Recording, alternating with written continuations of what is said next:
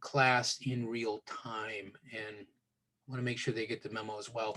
Um, I've been hearing a lot from students about how all this online teaching and learning and everything is very alienating and everything else. The interesting thing is, almost every time I've heard that comment, it's been from someone whose screen is blank.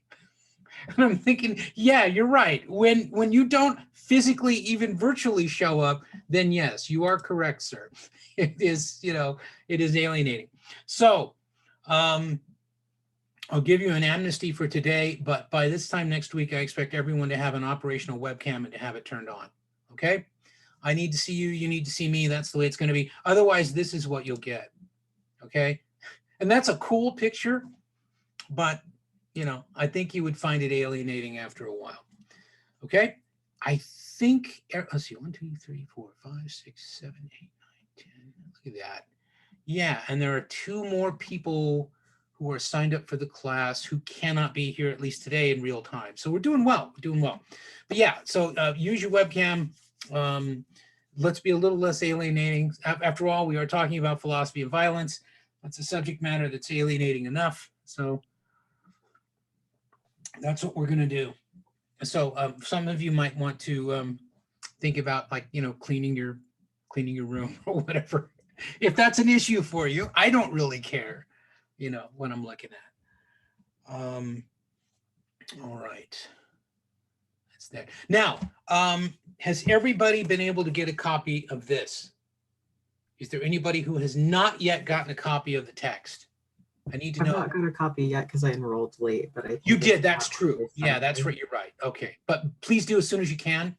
You've got until next week, and the first assigned reading for Module 1 is only, I think it's 35 pages or 37 pages or something like that. So it's not that bad.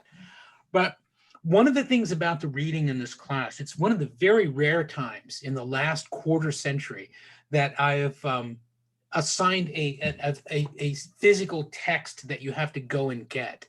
Okay, but it's a challenge for a variety of reasons to find a single source for this kind of material. We're gonna run into some of that challenge throughout the class, and I thought one of the things I wanted to do, and it's first class meeting, I don't want to I don't want to keep you too long on the first day, because I'm assuming that really no one's had a chance to read yet or anything else, and that's fine. It is really important that you stay current with the readings for a variety of reasons. One, this is a very small group and there's no place to hide, okay? And I mean, let's just talk about it the way it is. But also, I don't know how many of you have had, half of you have your screens blank, but of those of you who are civilized human beings, how many of you have had a philosophy class? Okay, well, 4 of you. And I don't know about those of you who, and Joanna hasn't got a camera on. Do you not, the emojis are good, no? Is it not good enough for? No, I hate them. I love social science terms, I fucking hate them, okay? It's very scientific thinking. But there you go. Well, there's a lot of science in that now, come on. All right, but anyway, yeah, I would appreciate that. Okay, good. So actually, most of you have. One of the things that my experience of philosophy was, the first class that I got a B in college was a philosophy class. And I got a B because the instructor, first of all, was, again, using just technical language, an insufferable piece of shit. He really was. He was a blowhard, he was arrogant, and as often as not, he was wrong. Right? This was at a community college. And most of the instructors I had PhDs. They were super brilliant. They were really fun to work with. And it was $50 a semester, if you could dig that. That's how old I am. That was when California believed that everyone who wanted it should have higher education. Those were good times for higher education. But this guy was so bad. And he'd wander and he'd get things wrong. And if you disagreed with him, he'd go off on you. And I had trouble staying awake. Plus, I was working full time. So what I did was I made an arrangement with somebody in the class, and she would have to call me because there was no texting, there was no email. We had fire, and that was about it. And she would say, hey, there's going to be a quiz on these chapters. And I would come in and I would do the quiz. And I aced every single quiz, but because I didn't show up to his piece of garbage class, I got a B, okay? What it taught me was that philosophy has the opportunity to be garbage if it's done wrong. And I want to suggest why that can be. If philosophy kind of devolves into sophistry and playing around with words, then you've abandoned the central mission of what philosophy is supposed to be, which is to try and get at something.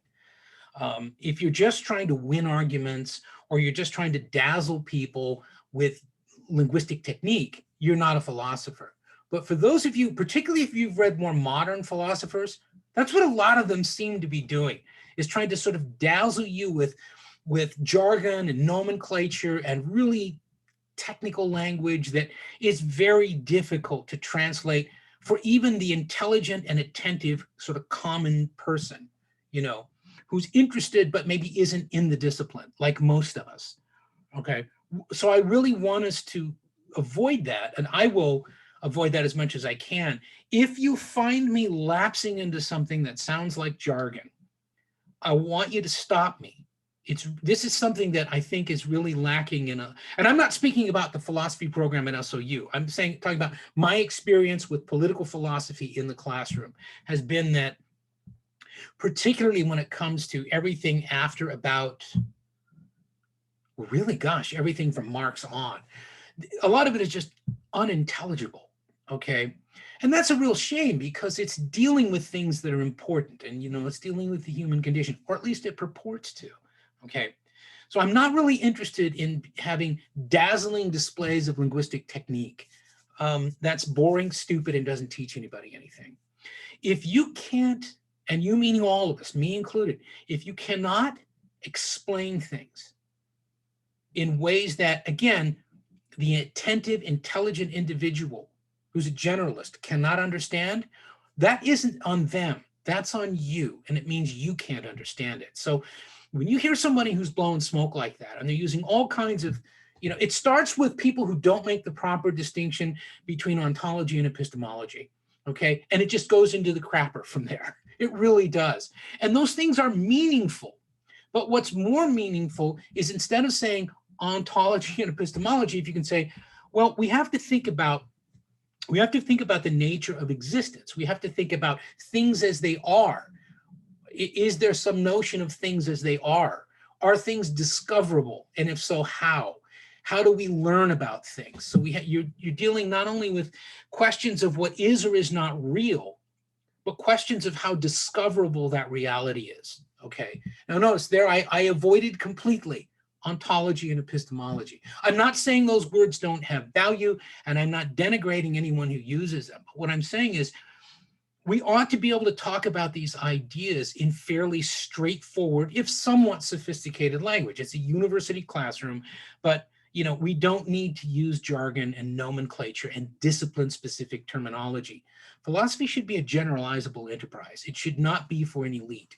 That's my opinion, okay? But I'm pretty convinced that that's a useful way to be in the classroom. And I think that's the best place for philosophy anyway, okay? Do you see what I'm saying? In other words, we're not here to spin wool. We're not here to get into such arcane, esoteric abstractions that nobody knows what the hell anybody's talking about, okay? But also we have to concede, as the authors do, and I think they do it in a pretty straightforward way.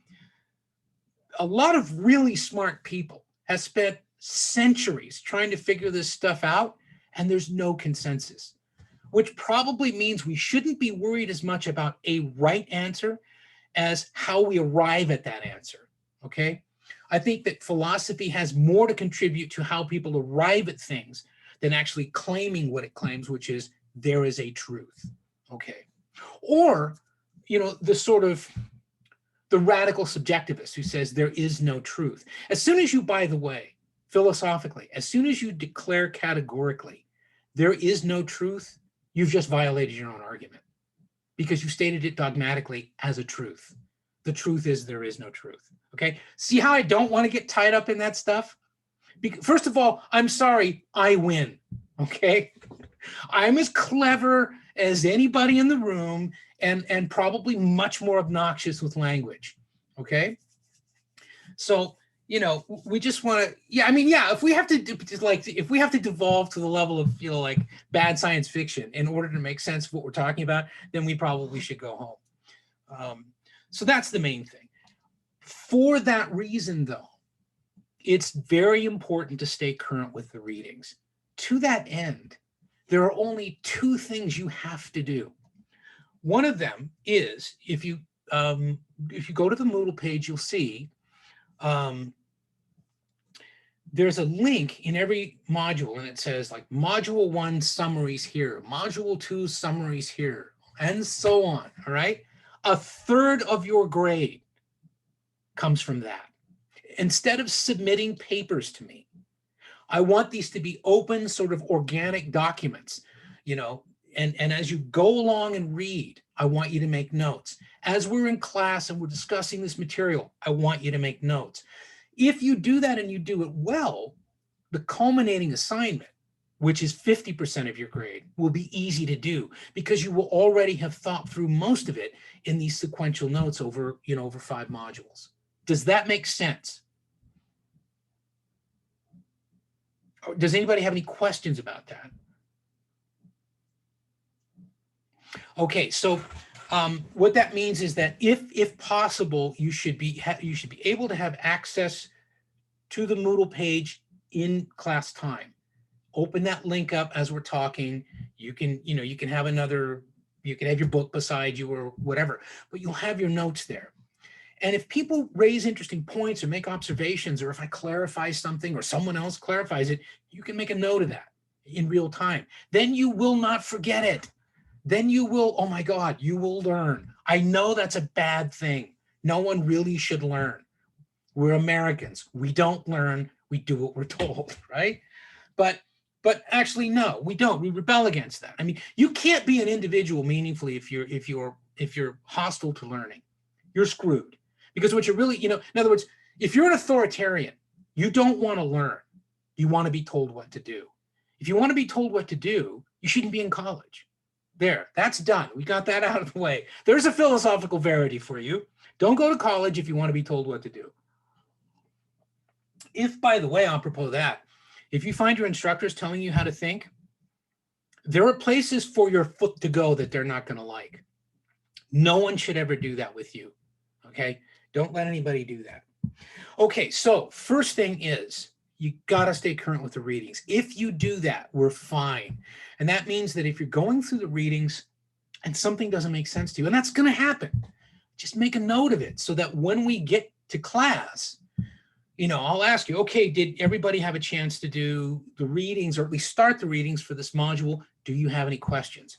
If I just get crickets, okay, I can't help you because there will be specific questions from time to time, all right? Now, the notes that you do will be visible to only 2 people, you and me. So I'll be able to track your thinking as you go. That is valuable for me, okay? It's one of the things I'm really going to miss when we get back in the classroom is that, you know, I mean, I still probably will require it.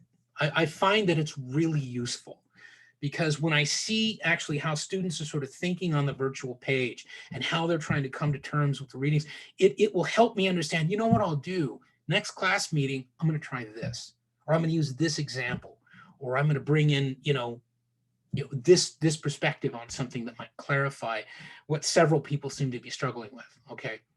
It's in that same realm as there's no such thing as a stupid question, which there isn't, by the way.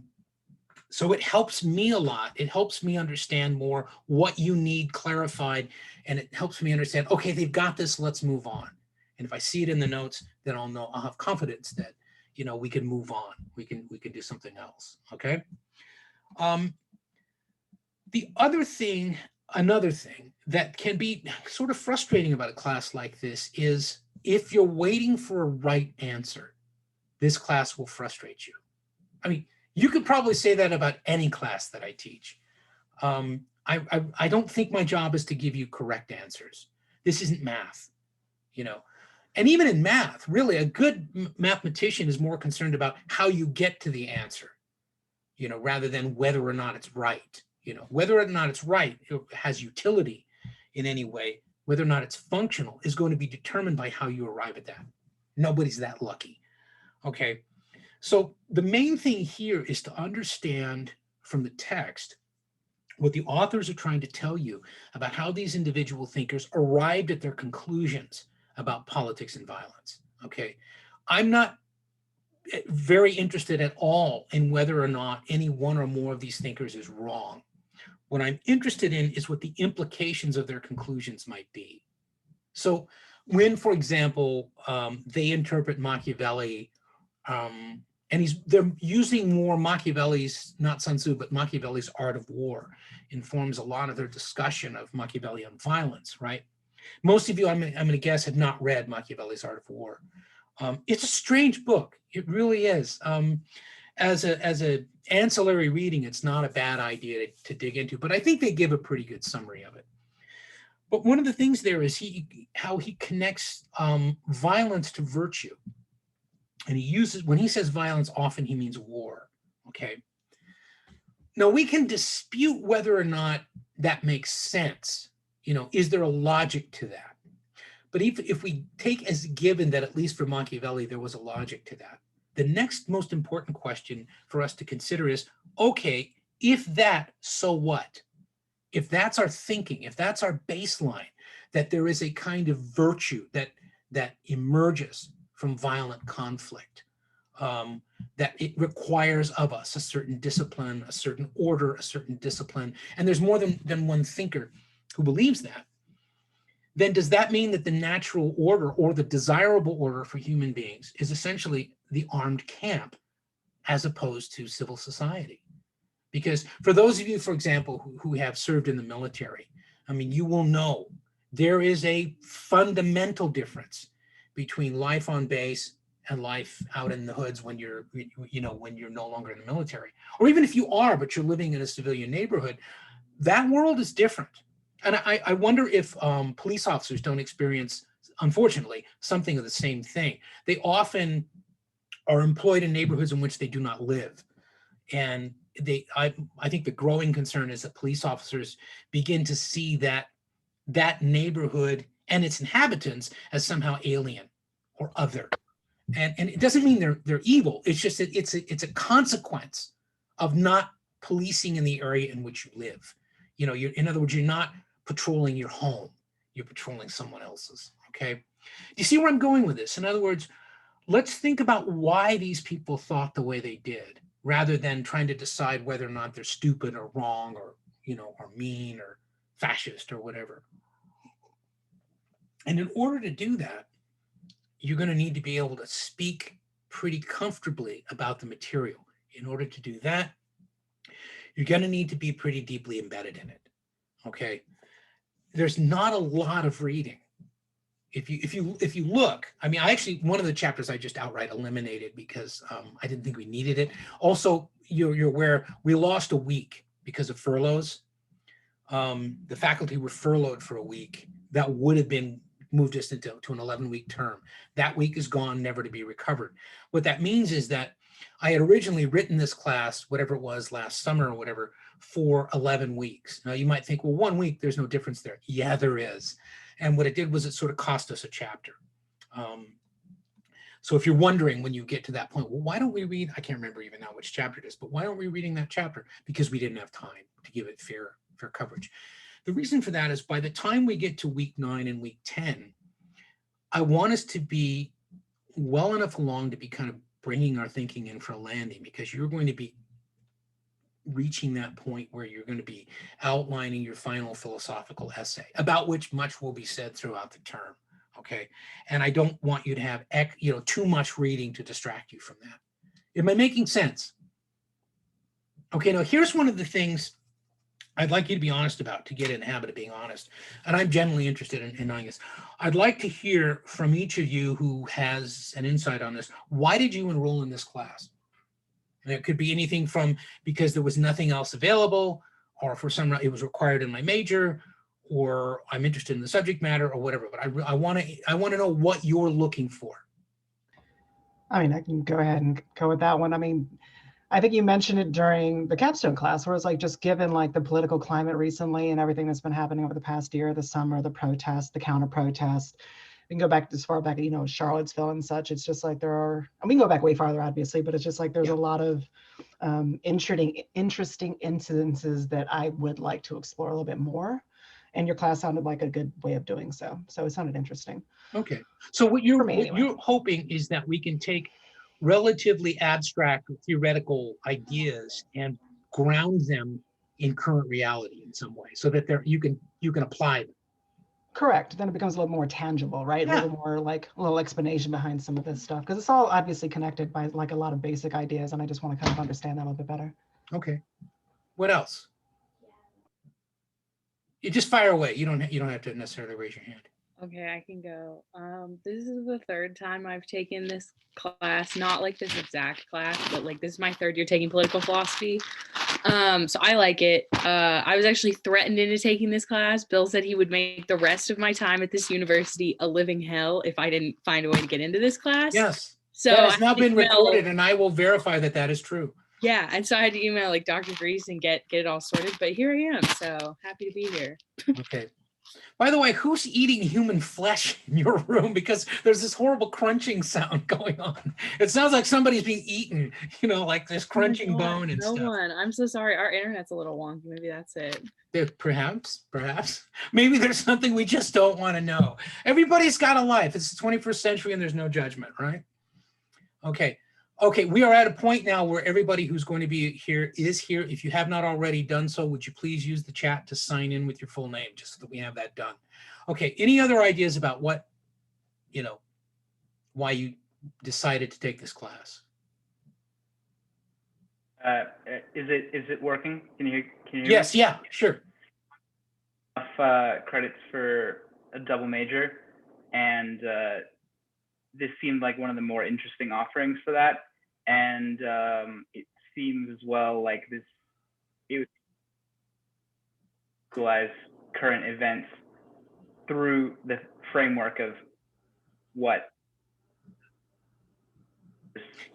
their mindset. You're breaking up. Your audio is breaking up, which is something you might want to fix before next week. But we'll get to that. But yeah, okay, that's similar to, it sounds like, to Johanna's motivation too. It's like, yeah, there's this stuff going on and let's make sense of it. What else? Anything? Yeah. Sorry. Oops, sorry.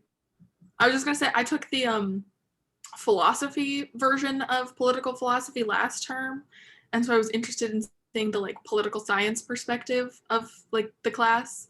And then also Quinn has been basically recommending this class to me for the last year. So. Well, I think what she might have thought was that if she probably thought if she could get you to enroll, that I would leave her alone.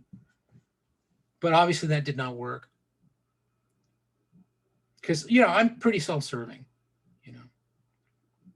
All right. Anything else? Any other kind of? Yeah, sure.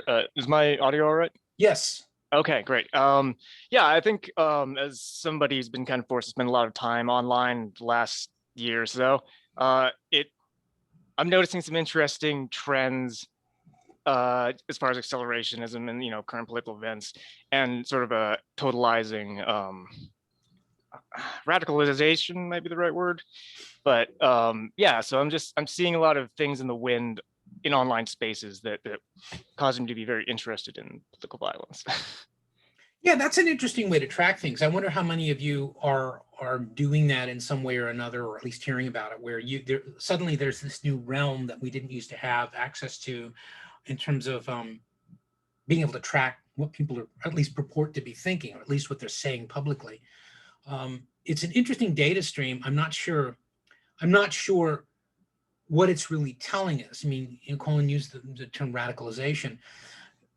It's an open question as to whether or not, for example, the people who stormed the Capitol building are radicals, or if they're people who were just incited to violence, which is very, very different. If you've ever been if you've ever been swept up in a demonstration that became a riot, usually what you're seeing are not people who are radical. Usually what you're seeing are people who are essentially middle America who have been revved up in some way, or you can, it creates this kind of vortex and draws people in sometimes, right? Violence can do that. Violence arrests your attention. There's a physiological response to violence. It varies across individuals, but it's tangible, meaningful. You know, but there's an open question as to, for example, to what extent would we say, well, violence is an indication of radicalism? I think there would be plenty of people who would say it can be, but it need not be. You know, that in fact, there are plenty of people who are violent who are not radical. There are plenty of people who are radical who are not violent. And that's one of the things I'd like you to keep sort of in the middle of your mind, though, as you're going through this, is that are there ideas? Are there discussions? Are there ruminations about violence and politics that we're seeing that might in some way, however imperfectly, have become instilled in a critical mass of Americans' minds right now, such that we are actually observing radicalization? How many of you, for example, would get the idea that there's a significant number of Americans who really are mobilizing for a revolution? That you mean like an actual, like genuine revolution? Let's Yeah, like take we're over going to hit the government. streets. I mean, Here's let's face it, yeah. this happens. It happens all over the world. It has not happened in the United States in any thoroughgoing way, though. Arguably, at least since, let's say, the Civil War. And that in secession, you could argue, is a radicalization. Okay. Have you seen? Sorry, Jonathan, you're breaking up. Yeah, sorry. You could use chat, I guess, if you wanted to, which means I should probably open that up. Yeah. While he's typing that out, I guess I can provide my reason for taking the class. Okay. I think you mentioned it in the media class last term. If it's not, then, you know. But this topic is something I'm interested in, like motives and mindset, sort of. And what you were saying about revolution in the US, I don't know if you remember, but there was a question that I was asking last term that was along the lines of what has to happen to incite meaningful change. And that's kind of what I wanted to pursue. Mm-hmm. Well, that's going to come up at several points, probably in this class, is that, you know, there are certain theories. When you read, for example, Emma Goldman, right? She has an interesting piece. If you go down to the bottom of the Moodle page, you'll see that there's a list of supplemental readings, okay? And one of them is Goldman's, it's a classic of anarchist literature. It's called The Psychology of Political Violence. That addresses, to some extent, Julian's question, which is, well, by explaining why people do this, she's trying to explain what must be done. There are a number of people who in various ways in the text are suggesting that violence is intrinsic to politics. They're not the same thing, but that politics, one way to think about it is politics includes violence. The Nieberg article, Uses of Violence, says it categorically. And by the way, primarily in democratic societies, that for democratic societies to remain dynamic, that is capable of making the kinds of changes that might be incremental, or if they're stagnated, might be transformational, right? That requires at least the threat of violence from the people, that governments have to be aware. If we don't respond in some way or another, we risk inciting the violence of the people by our inaction, okay? So hopefully, Julian, we will get at that. But I think the frustrating thing for you might be, we're gonna get at it in more than one way. Again, I'm not interested in telling you, well, here's the exact answer to that. But there are ways to think about that question that I think will make the question and its possible implications more interesting for you. That's what I'm hoping, anyway. Okay. So what I'd like you to do then is, if you haven't already purchased the text, please do so. And by the time we meet next week, next Thursday, at least have an overview, give a flyover of it's the introductory chapter and then chapter 1 in the book. And let me just make this easier on myself. So the introduction is this reflections on politics and violence. Read the introduction because the authors are pretty clear about what they're trying to do with the book. And their ability to do that and their commitment to being sort of intellectually honest is something we should take advantage of, because it's always nice when people tell you in an introductory section, not just here's what the book's going to say, but here's why we're doing it this way. And they do try to explain, here's what we're trying to help you see. Okay. And I think it isn't a question of whether or not I agree with it or think it's well or poorly done.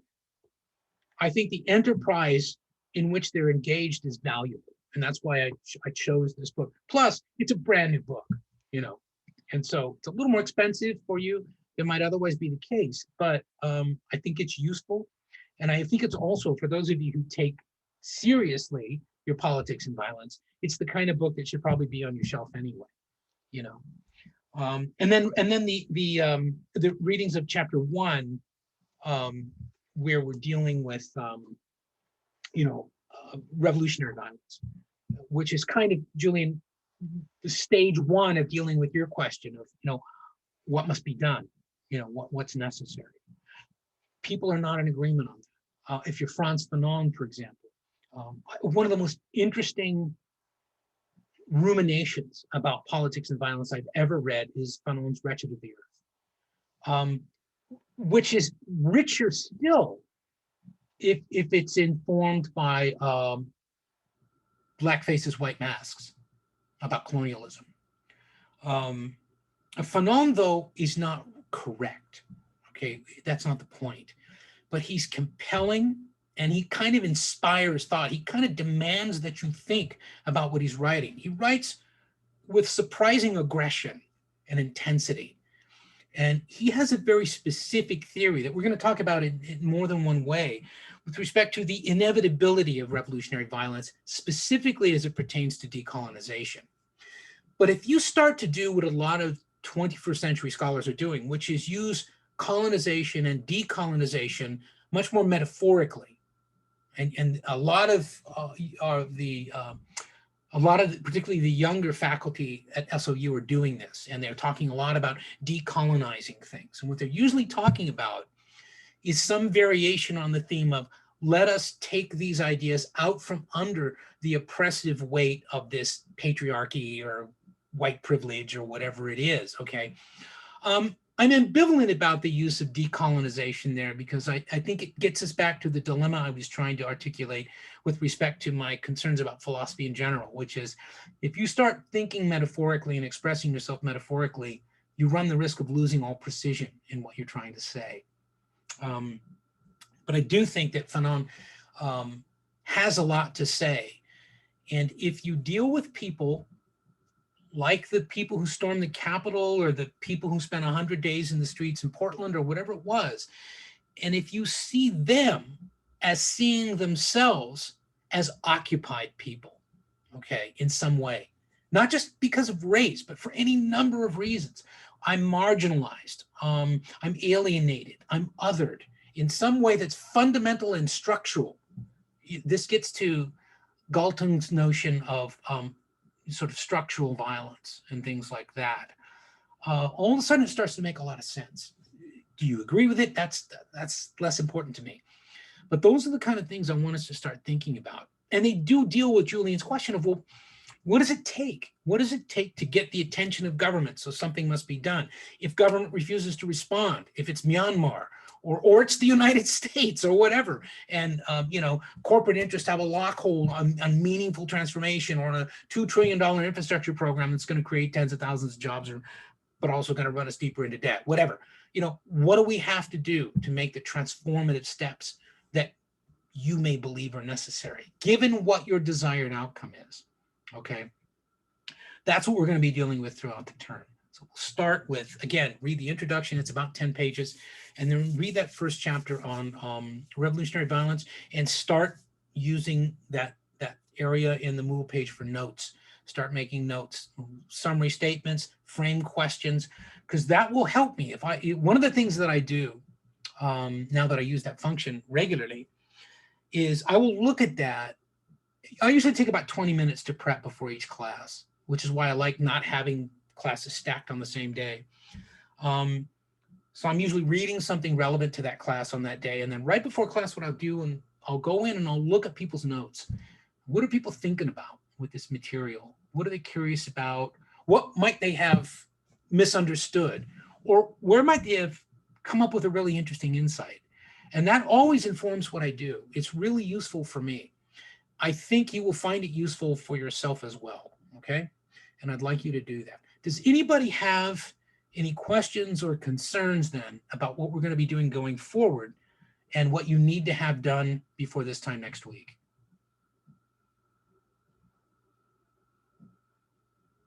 All right, I'm going to take that as a no questions. We're fine. It's not just crickets. It's no, Bill, we are ready. Okay, inspire us, old man. Like, okay then. So anyway, then what I'd like you to do is get the book, start reading. We are not going to do what I often do in upper division classes, which assign individual presentations to people. This is a seminar. Everyone should be ready to go every day. Okay. It doesn't mean I'm going to reach out there and pull someone out and embarrass you or something like that if you're not prepared. But what I don't want to have happen ever in this class is, okay, somebody explain to me what the essence of this chapter is and have 87 seconds of silence. Because what I'm liable to do is what I'm going to do in just a minute, which is to hit the end button and end the meeting. And some of you know I will do that. I've done it when we were meeting face to face, because if you're not ready, then I can't be ready because I can't work with you. It's not because I'm pouting, it's because you got to give me something to work with. And that's whatever grappling you can do with the material. As long as you're doing that and making a good faith effort, we're going to do fine. This is an interesting group. We have a kind of critical mass of really, really smart people, which is nice. But I think if you apply yourself to this class could be pretty, I hesitate to use the word fun, but it certainly could be interesting and it certainly could be useful. Okay? Anything else before I let you go? All right, then have a good weekend and I'll see you next Thursday. Oh, wait, if you're still there, this is a dumb thing to say. Next Thursday, I'm going in the morning to get my COVID shot, okay? There is an outside possibility, it doesn't happen with very many people, that it will kick my ass by 1:30, okay? I doubt it, but if that does happen, I'm just gonna send out a generic email. Like if I had some weird ass reaction or something like that, okay? I doubt that it's gonna be a problem. Sorry, who did I interrupt? Which one are you getting? Whatever's over at Wellness Center. I don't give a shit. Put it in my arm. I want to get back in the classroom. You know, I mean, they could give me a placebo as long as it hurts and makes me vomit. Then I'll be like, oh, I'm healthy now. Let's go. You know, I don't care. You know, heroin, please. It's your first shot of Moderna. You'll probably be okay. Second one. That's what everyone's telling me is the second shot's the ass kicker. Yeah, So I'm going to try and get that one on a Friday so that I have the weekend to feel shitty and feel sorry for myself. And probably drink excessively, which fixes everything, right? All right. All right, if that's all, then I will see you next week. Thank you.